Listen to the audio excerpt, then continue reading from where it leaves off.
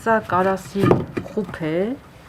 միջնադարյան շերտից գտնված։ Տուֆակերտ կարասի խուփը մուտքի դռան կրնկաքարը, սպասքի պարագաները, անոթները, սաջերն ու գունազարդ խեցեղենը հայտնաբերվել են Երևան դաշտի պեղավայրից, որոնք թվագրվում են մեր թվարկությունից առաջ երրորդից առաջին դարերով։ Մինչև լաբորատորիա տեղափոխելը, որը հնագետները ժամանակավոր ստեղծել են Երևան դաշտ գյուղում, գտածոները լվանում են եւ թոթափում հազարամյակների փոշուց։ Այդ գործն անթերի են կատարում Ֆրանսիայից եկած կամավորները՝ Նշանը, Սառան եւ Լեոն, ամենափոքրը։ Լվանում ենք, որ տեսնենք վրա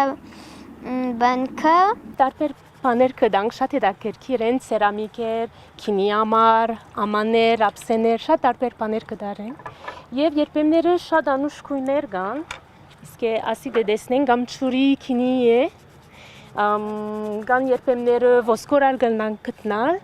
որ կարելի ցերքի գործալ սպաղված բան գործած էին, շատ տարբեր բաներ կգտնան, շատ հետաքրքիր է։ Պեղումներն իրականացվում են Հնագիտության եւ ազգագրության ինստիտուտի եւ Երկիր եւ մշակույթ համազգային կազմակերպության համատեղ ուժերով։ Սահմանային գոտում գտնվելու պատճառով Երևան դաշտի պեղավայրը տարիներ շարունակ հնարավոր չի եղել հստակ տեղորոշել։ 2005 թվականին սակայն հնագետ Ֆելիքս Տեր-Մարտիրոսովին հաջողվել է հստակ տեղորոշել պատմական հուշարձանը, ինչից հետո պարբերաբար պեղումներ են սկսվել։ Մշակութային յուրաքանչյուր շերտ նոր ասելիք է Երևանդունիների թագավորության վերջին մայրաքաղաքի մասին։ Տարածքը բնորոշվեց որպես Երևանդ թագավորի որսորդական պալատ կառուցված անտառ ծննդոցի տարածքում, ինչպես որ շեշտում է պատմահայր Խորենացին Երևանդի կատարած շինարարական գործունեության մասին։ Պատմական Երևանդաշատի տարածքում ենք աշխատում, որը շատ մեծ համալիր է, ինչի մասին նաև վկայեցին գեոռադարային չափումների մեկնաբանման արդյունքները։ Երկրաֆիզիկոսները մոտ 20 հեկտարի կտրվածքով չափագրումներ են արել, քարտեզագրել եւ հստակեցրել են գեոդեզիական տվյալները, արձանագրել են բազմաթիվ շինությունների հետքեր ճարտարապետական լուծումներով, փողոցներով եւ մշակութային շերտերով, որոնք ճիշտ եւ ճիշտ համընկնում են պեղվող հուշարձանի հետ։ Մենք այստեղ ունենք 36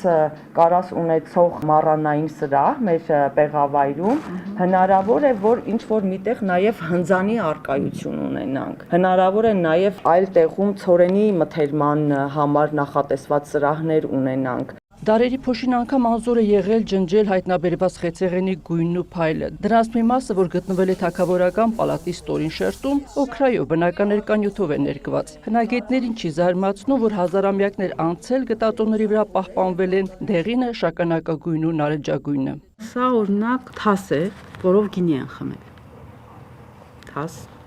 Թասերը Սա փիալաներ էին սրանք կոչվում, սրանցով էլ են գինի խմել, սա եւս, այք ինչ գեղեցիկ է, գույները, գունազարդը, նորից փիալարի բեկոր է։ Եթե հնագետները խորասուզված են հուշարձանի մշակութային շերտերը բացահայտելու ուղղությամբ, ապա ճարտարապետ Տիտանյանը հետաքրքրված է քաղաքաշինությամբ։ Ժամանակաշրջանում միջավայրը, որում ապրել ու արարել են երևանդունիները, ճարտարապետին թույլ է տալիս պատկերացում կազմել քաղաքաշինության, որպես պատմության փաստարկման մասին։ Ունենք ուրարտական շերտ, եւ հետո ունենք երևանդունիների ժամանակաշրջանը, այսինքն շատ կարեւոր է, որ իրենք ժառանգորդ են եղել եւ դա շարունակական է, այսինքն չի ընդհատվել այդտեղ, այնտեղ որտեղ մենք պեղում ենք, ունենք այդ ուրարտական, պալատական կարելի ասալ կառույցը, ունենք գին ու մառանները, հավանական է եղել, որտեղ կարասները դուրս են եկել, շատ մոտ գտնվում է Սուսի տաճարը միանշանակ, որովհետեւ այդ հորինվածքը տիպիկ է Սուսի տաճարի համար։ Հետազոտողներն առաջարկում են գտածոներն այլ թանգարաններ տեղափոխելու փոխարեն թողնել տեղում եւ թանգարան հիմնել Երևան դաշտում, պեղավայրին մոտ։ Հայկուշ Ասլանյան, Հայկ Պետրոսյան, լուրեր։